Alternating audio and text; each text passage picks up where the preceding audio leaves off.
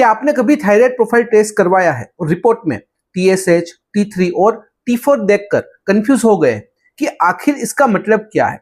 क्या TSH बढ़ना हमेशा बीमारी का संकेत होता है? क्या T3 और T4 नॉर्मल होने पर सब कुछ ठीक माना जाता है? और आखिर कब हमें सच में चिंता करनी चाहिए? आज की इस वीडियो में हम बहुत ही आसान भाषा में समझेंगे कि थायराइड प्रोफाइल आखिर होता क्या है, इनमें कौन कौन से टेस्ट किए जाते हैं, रिपोर्ट को सही तरीके से कैसे पढ़ें और कौन सी वैल्यू बढ़ने या फिर घटने का क्या मतलब होता है और किन सिचुएशंस में तुरंत ध्यान देने की जरूरत पड़ सकती है।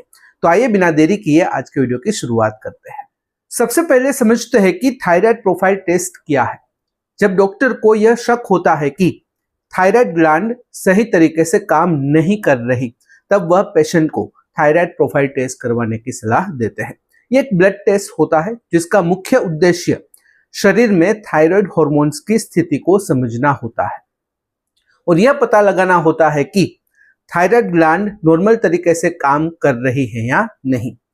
इस टेस्ट प्रोफाइल में आमतौर पर 3 मुख्य टेस्ट शामिल होते हैं जिन्हें TSH, T3 और T4 कहा जाता है। ये तीनों वैल्यूज मिलकर डॉक्टर को यह समझाने में मदद करती है कि थायराइड ग्लैंड हार्मोन कम बना रही है, ज्यादा बना रही है या पूरी तरह नॉर्मल फंक्शनिंग में है। इसीलिए यह टेस्ट थायराइड डिजीज डायग्नोसिस में बहुत ही यूजफुल माना जाता है। कुछ केसेस में डॉक्टर बेसिक प्रोफाइल के अलावा free T3, free T4, reserve T3 या फिर एंटी-TPO एंटीबॉडी टेस्ट भी लिख सकते हैं। लेकिन सामान्य सिचुएशन में सबसे पहले बेसिक थायराइड प्रोफाइल ही किया जाता है क्योंकि यही थायराइड फंक्शन की शुरुआती जानकारी देने के लिए पर्याप्त माना जाता है। आइए अब समझते हैं TSH क्या होता है। TSH का पूरा नाम थायराइड स्टिमुलेटिंग हार्मोन है। बहुत लोग यह सोचते हैं कि यह हार्मोन थायराइड ग्लैंड बनाती है, लेकिन ऐसा नहीं है। वास्तव में यह हार्मोन हमारे ब्रेन में मौजूद पिट्यूटरी ग्लैंड द्वारा बनाया जाता है। पिट्यूटरी ग्लैंड का काम शरीर की कई ग्लैंड्स को कंट्रोल करना होता है और थायराइड ग्लैंड भी उन्हीं में से एक है। TSH का मुख्य काम थायराइड ग्लैंड को सिग्नल देना होता है कि उसे थायराइड हार्मोन्स बनाने हैं। अगर थायराइड ग्लैंड कम हार्मोन्स बनाती है तो ब्रेन ज्यादा सिग्नल्स भेजता है और TSH लेवल बढ़ जाता है। इससे उल्टा अगर थायराइड ग्लैंड बहुत ही हार्मोन्स बनाने लगती है तो ब्रेन सिग्नल्स को कम कर देता है, जिससे TSH लेवल नीचे चला जाता है। आमतौर पर TSH की नॉर्मल रेंज 0.4 से 4.5 MIU पर लीटर मानी जाती है। हालांकि अलग अलग लैब्स में थोड़ी ये मात्रा अलग हो सकती है। यही कारण है कि थायराइड प्रोफाइल में TSH सबसे ज्यादा इंपॉर्टेंट टेस्ट माना जाता है, क्योंकि कई बार डिजीज की शुरुआती जानकारी इसी वैल्यू से आपको मिल जाती है। आइए समझते हैं कि अगर TSH बढ़ा हुआ है तो इसका क्या मतलब होता है। अगर आपकी थायराइड रिपोर्ट में TSH वैल्यू नॉर्मल रेंज से ज्यादा आती है, जैसे कि 6, 8, 10 या फिर उससे ऊपर, तो इसका मतलब अक्सर यह होता है कि थायराइड ग्लैंड पर्याप्त मात्रा में हार्मोन्स नहीं बना रही। इस स्थिति को हाइपोथायरॉयडिज्म कहा जाता है, जिसमें थायराइड ग्लैंड धीमी गति से काम करने लगती है। जब थायराइड ग्लैंड हार्मोन कम बनाती है तब ब्रेन को यह महसूस होता है कि बॉडी में हार्मोन्स की कमी हो रही है। इसीलिए ब्रेन पिट्यूटरी ग्लैंड के माध्यम से ज्यादा TSH बनाता है ताकि थायराइड ग्लैंड को ज्यादा स्टिमुलेशन मिले और हार्मोन प्रोडक्शन बढ़ सके। इसी कारण हाइपोथायरॉयडिज्म में TSH लेवल बढ़ा हुआ दिखाई देता है। इस कंडीशन में कई सिम्टम्स दिखाई दे सकते हैं, जैसे कि लगातार थकान रहना, वजन बढ़ना, शरीर में सुस्ती महसूस होना, कब्ज रहना, ड्राई स्किन होना, बालों का झड़ना, ठंड ज्यादा लगना और चेहरे या शरीर में सूजन महसूस होना। लंबे समय तक अनट्रीटेड रहने पर यह कंडीशन और गंभीर हो सकती है। इस बात का आपको ध्यान रखना चाहिए। आइए अब समझते हैं कि अगर TSH कम है तो इसका क्या मतलब है। अगर आपकी थायराइड रिपोर्ट में TSH लेवल बहुत ही कम आता है, जैसे कि 0.1 या फिर उससे भी नीचे, तो इसका मतलब अक्सर यह होता है कि थायराइड ग्लैंड जरूरत से ज्यादा हार्मोन्स बना रही है। इस स्थिति को हाइपरथायरॉयडिज्म कहा जाता है, जिससे थायराइड ग्लैंड ओवर एक्टिव हो जाती है और बॉडी की कई फंक्शंस जरूरत से ज्यादा तेज हो जाती है। जब थायराइड ग्लैंड बहुत ही ज्यादा हार्मोन प्रोड्यूस करती है तब ब्रेन को लगता है कि अब और सिग्नल्स देने की कोई जरूरत नहीं है। इसीलिए पिट्यूटरी ग्लैंड टीएसएच बनाना कम कर देती है और रिपोर्ट में टीएसएच लेवल कम दिखाई देता है। यही पैटर्न हाइपरथायरॉयडिज्म की पहचान करने में डॉक्टर को मदद करता है। इस कंडीशन में सिम्टम्स अलग होते हैं, जैसे तेजी से वजन कम होना, ज्यादा पसीना आना, दिल की धड़कन तेज होना, घबराहट महसूस होना, हाथ कांपना, इरिटेबिलिटी बढ़ना, बेचैनी रहना और कई लोगों में नींद की समस्या भी शुरू हो सकती है। इसलिए कम टीएसएच को भी गंभीरता से समझना जरूरी होता है। आइए अब समझते हैं कि T3 क्या होता है। T3 का पूरा नाम ट्राई आयोडोथायरोनिन है और यह थायराइड ग्लैंड द्वारा बनने वाला एक बहुत ही महत्वपूर्ण हार्मोन माना जाता है। इसे थायराइड का एक्टिव हार्मोन माना जाता है क्योंकि यह सीधे शरीर की कई मेटाबॉलिक एक्टिविटीज पर असर डालता है, प्रभाव डालता है। शरीर के सेल्स एनर्जी को किस तेजी से यूज करेंगे यह काफी हद तक T3 हार्मोन पर निर्भर करता है। इसलिए यह हार्मोन बॉडी फंक्शनिंग के लिए बहुत ही जरूरी माना जाता है। असल में थायराइड ग्लैंड अधिक मात्रा में T4 हार्मोन बनाती है, लेकिन शरीर की जरूरत के अनुसार T4 का एक हिस्सा बाद में T3 में कन्वर्ट किया जाता है। T3 ज्यादा एक्टिव फॉर्म होता है और शरीर के टिश्यूज इस हार्मोन का इस्तेमाल तेजी से करते हैं। यही वजह है कि मेटाबॉलिज्म की स्पीड और शरीर की ओवरऑल एक्टिविटी पर इसका गहरा प्रभाव पड़ता है। अगर T3 लेवल सामान्य से ज्यादा आता है तो यह अक्सर हाइपरथायरॉयडिज्म की तरफ संकेत करता है। अगर T3 लेवल कम होता है तो फिर मेटाबॉलिज्म स्लो हो सकता है और हाइपोथायरॉयडिज्म जैसी कंडीशन दिखाई दे सकती है। इसकी सामान्य रेंज लगभग 80 से 200 नैनोग्राम पर डीएल मानी जाती है, लेकिन लैब के अनुसार थोड़ी अलग भी हो सकती है। आइए अब समझते हैं कि T4 क्या होता है। T4 का पूरा नाम थायरोक्सिन है और यह थायराइड ग्लैंड द्वारा बनाने वाले जो मुख्य हार्मोन्स होते हैं उन्हीं में से एक माना जाता है। शरीर में बनने वाले कुल थायराइड हार्मोन्स में सबसे ज्यादा मात्रा T4 की होती है। हालांकि यह हार्मोन सीधे उतना एक्टिव नहीं माना जाता, लेकिन यह शरीर में जरूरत के अनुसार एक्टिव हार्मोन T3 में बदल सकता है, जैसे हमने पहले बात की। इसलिए इसे थायराइड हार्मोन का रिजर्व फॉर्म भी कहा जाता है। जब थायराइड ग्लैंड्स हार्मोन्स बनाती है तब सबसे ज्यादा प्रोडक्शन T4 का होता है। शरीर के अलग अलग ऑर्गन्स और टिश्यूज एंजाइम्स की मदद से T4 को T3 में कन्वर्ट करते हैं। यही कन्वर्टेड हार्मोन बाद में metabolism, temperature regulation, heart functions और एनर्जी प्रोडक्शंस जैसी कई एक्टिविटीज को कंट्रोल करता है। इसलिए T4 इनडायरेक्टली शरीर की फंक्शनिंग पर बहुत ही बड़ा असर डालता है। अगर T4 लेवल कम आता है तो इसका मतलब है कि थायराइड ग्लैंड पर्याप्त हार्मोन नहीं बना रही। अगर T4 का लेवल ज्यादा आता है तो थायराइड ग्लैंड जरूरत से ज्यादा एक्टिव हो सकती है। इसकी सामान्य रेंज लगभग 5 से 12 माइक्रोग्राम पर डीएल मानी जाती है और इसे हमेशा TSH तथा T3 के साथ मिलकर ही सही तरीके से समझा जाता है। अब समझते हैं कि रिपोर्ट्स को साथ में कैसे समझे। बहुत से लोग जब अपनी थायराइड प्रोफाइल रिपोर्ट देखते हैं तो सबसे पहले सिर्फ TSH वैल्यू पर ध्यान देते हैं। अगर TSH बढ़ा हुआ दिखता है तो वे तुरंत सोच लेते हैं कि थायराइड की बीमारी है, और अगर नॉर्मल दिखता है तो मान लेते हैं कि सब कुछ ठीक है, कोई परेशानी की बात नहीं है। लेकिन सच यह है कि केवल एक वैल्यू देखकर थायराइड की स्थिति को समझना कई बार गलत निष्कर्ष तक पहुंच सकता है। थायराइड प्रोफाइल को सही तरीके से समझने के लिए हमेशा TSH, T3 और T4 तीनों हार्मोन्स को एक साथ देखना जरूरी होता है। TSH ब्रेन की पिट्यूटरी ग्लैंड बनाती है, जबकि T3 और T4 सीधे थायराइड ग्लैंड द्वारा बनाए जाते हैं, जैसे हमने पहले बात की।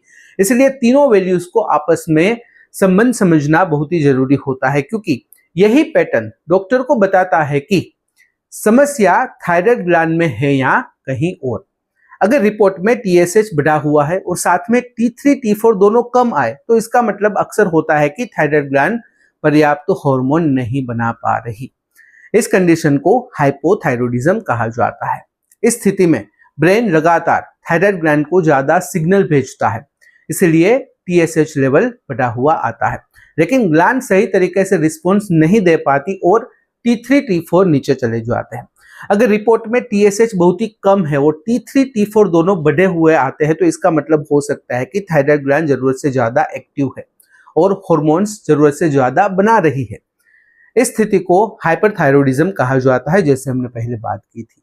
यहाँ बॉडी में हॉर्मोन्स पहले से ज्यादा होते हैं, इसलिए ब्रेन टीएसएच बनाना कम कर देता है और इसी वजह से रिपोर्ट में टीएसएच नीचे दिखाई देता है। कई बार एक तीसरी स्थिति भी देखने को मिलती है जहां टीएसएच एबनॉर्मल होता है लेकिन T3 और T4 दोनों नॉर्मल रहते हैं। इसे कई बार शुरुआती स्टेज माना जाता है, जिसे सब क्लिनिकल थायराइड डिसऑर्डर कहा जाता है। इसका मतलब यह हो सकता है कि थायराइड डिजीज शुरू हो रही है लेकिन अभी ग्लैंड इतनी प्रभावित नहीं हुई है कि हार्मोन लेवल्स पूरी तरह एबनॉर्मल हो जाए या फिर पेशेंट को सिम्टम्स महसूस हो। सबसे महत्वपूर्ण बात यह है कि केवल लैब रिपोर्ट देखकर डिजीज कंफर्म नहीं की जाती। कई बार वैल्यूज नॉर्मल रेंज से थोड़ी ऊपर या नीचे हो सकती है लेकिन पेशेंट को कोई परेशानी नहीं होती। इसलिए डॉक्टर हमेशा सिम्टम्स यानी कि लक्षण, फिर मेडिकल हिस्ट्री देखते हैं, फैमिली हिस्ट्री देखते हैं और कई बार रिपीट टेस्टिंग या कि रिपीट डायग्नोसिस को भी ध्यान में रखते हैं। यही कारण है कि थायराइड प्रोफाइल को समझते समय नंबर्स नहीं बल्कि पूरे हार्मोनल पैटर्न और पेशेंट की जो कंडीशन होती है उसे साथ में देखना सबसे जरूरी माना जाता है। नेक्स्ट पार्ट में समझते हैं कि एंटी टीपीओ टेस्ट क्या होता है। कई बार थायराइड की समस्या सिर्फ हार्मोन इम्बैलेंस की वजह से नहीं होती बल्कि शरीर की इम्यून सिस्टम की वजह से भी हो सकती है। जब डॉक्टर को शक होता है कि शरीर की इम्यून सिस्टम यानी कि रोग प्रतिरोधक क्षमता गलती से थायराइड ग्लैंड को नुकसान पहुंचा रही है, तब वह एंटी टीपीओ एंटीबॉडी टेस्ट करवाने की सलाह देते हैं। यह टेस्ट थायराइड डिजीज के कारण को समझने में काफी मदद करता है। हमारे शरीर की इम्यूनिटी सामान्य रूप से बैक्टीरिया और वायरसेस से लड़ती है, लेकिन कुछ ऑटो इम्यून डिजीज यानी कि ऑटो इम्यून कंडीशन में यही इम्यूनिटी अपने ही शरीर के ऑर्गन्स पर हमला करने लगती है।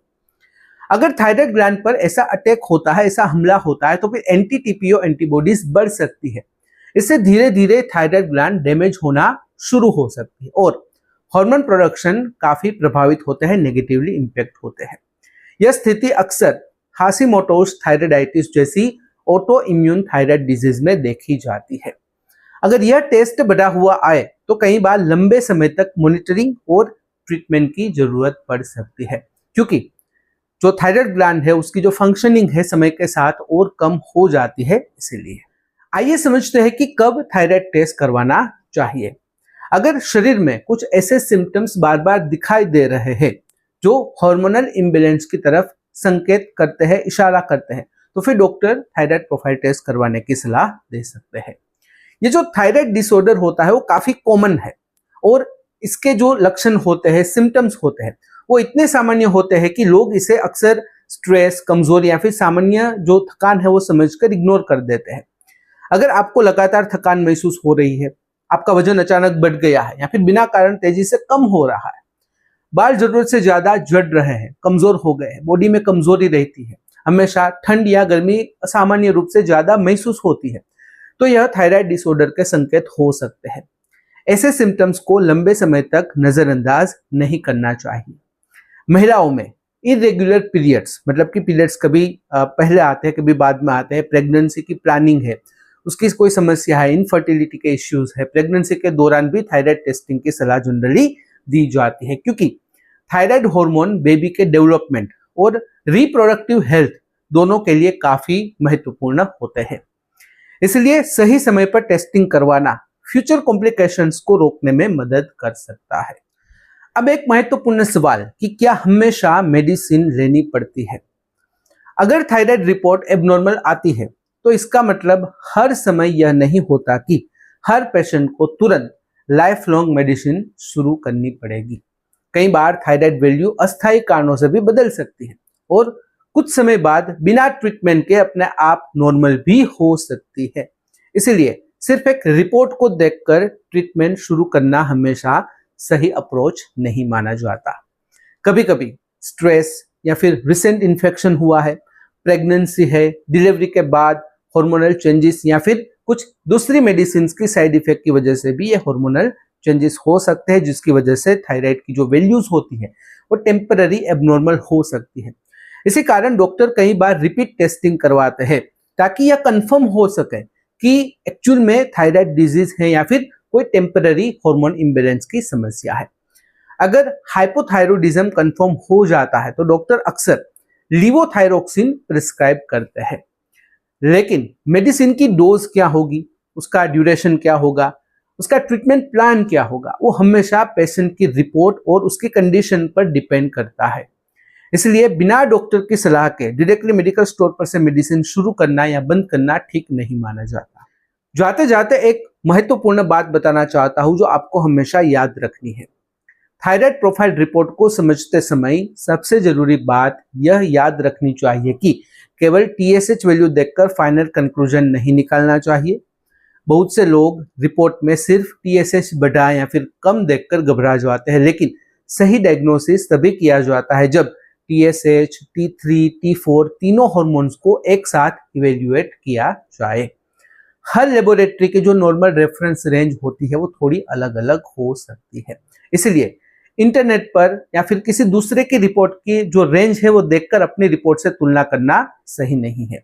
साथ ही डॉक्टर सिर्फ रिपोर्ट नहीं देखते बल्कि पेशेंट के सिम्टम्स क्या है, मेडिकल हिस्ट्री क्या है, फैमिली हिस्ट्री क्या है और कई बार रिपीट टेस्ट यानी कि रिपीट डायग्नोसिस को भी देखा जाता है, उसे समझा जाता है। सबसे महत्वपूर्ण बात यह है कि थायराइड मेडिसिन को कभी भी अपने आप शुरू या फिर बंद नहीं करना चाहिए। गलत डोज लेने से शरीर में और ज्यादा हार्मोनल इम्बैलेंस हो सकता है। इसलिए अगर आपकी थायराइड रिपोर्ट एबनॉर्मल आए तो पैनिक करने की बजाय, घबराने की बजाय सही डॉक्टर से कंसल्ट करें और प्रॉपर गाइडेंस के बाद ही आगे ट्रीटमेंट शुरू करें।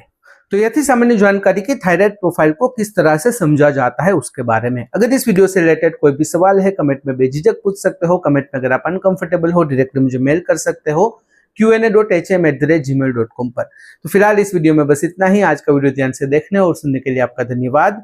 जय हिंद, जय भारत।